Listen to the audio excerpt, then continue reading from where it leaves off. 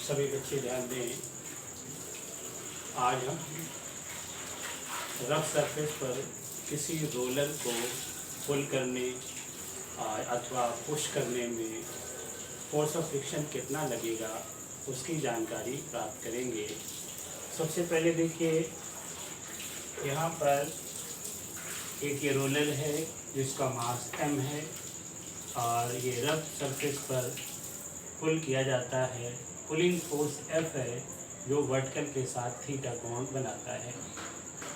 अब ये इसका वेक्टर डायग्राम है।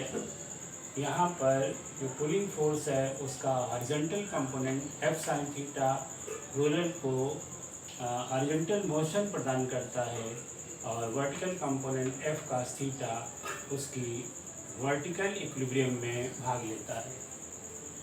अब यहाँ ध्यान दीजिए, और इस पर इसका रोलर का भार mg नीचे की ओर है और रिएक्शन r1 ऊपर की ओर है। यहाँ पर हम लिखेंगे कंसीडरिंग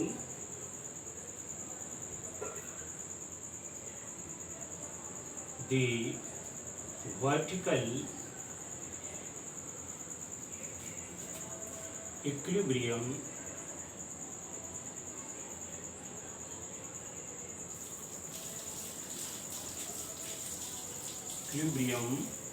of the roller।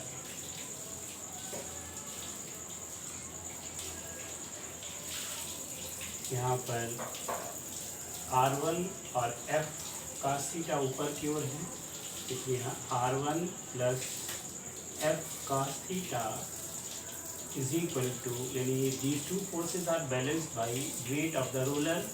यहाँ पर ये mg के बराबर हो जाएगा। R1 is equal to mg minus F cos theta. अब इसके बाद हम कंसीडर करेंगे if mu S is the mu S be the coefficient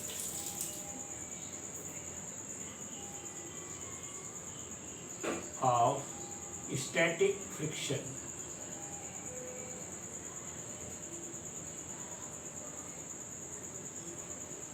then force of friction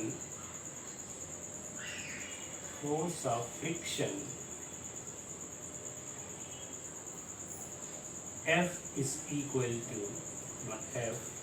Fs is equal to mu s R1 और Fs is equal to mu s into R1 की value रख देंगे mg minus F cos theta. ये equation number 1। यानी इतना force of friction लगेगा अगर हम किसी रोलर को फर्श पर पुल करते हैं। अब पुशिंग ऑफ रोलर, पुशिंग में फोर्स F रोलर को आगे की ओर धक्का दे रहा है और फोर्स का वर्टिकल से एंगल थीटा है, मास वही m है। यहाँ पर इसका वेक्टर डायग्राम ये है, ये पुशिंग फोर्स है, इसका horizontal component F sin theta फिर उसी प्रकार से इसको मोशन प्रदान करता है और F cos theta vertical equilibrium में हिस्सा लेता है। रिएक्शन R2 है तथा वेट mg। यहाँ पर फिर कंसीडरिंग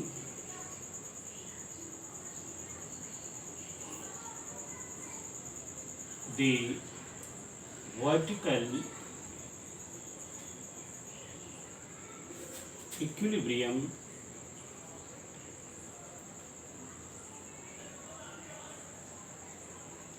of the roller। यहाँ पर R2 ऊपर की ओर है और F cos थीटा नीचे की ओर है, तो यहाँ हो जाएगा R2 minus F cos theta is equal to mg और R2 is equal to mg plus f cos theta. फिर पीछे की तरह, if mu s be the coefficient of static friction,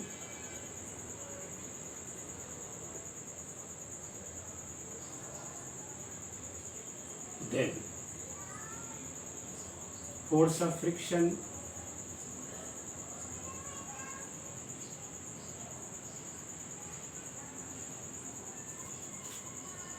F, force of friction Fs dash या F dash S is equal to mu S into R2, और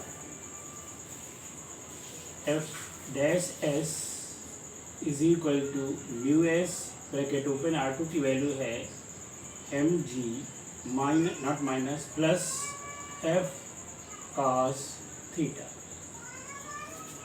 ये equation number 2 हो गई। अब from equation 1 and 2 it is clear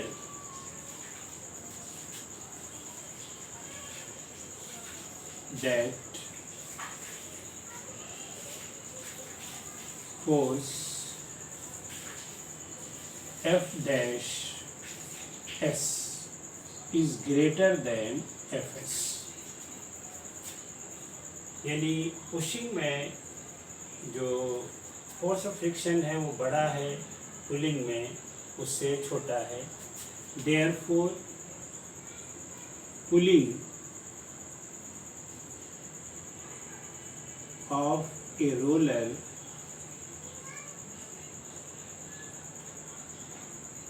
is easier than pushing.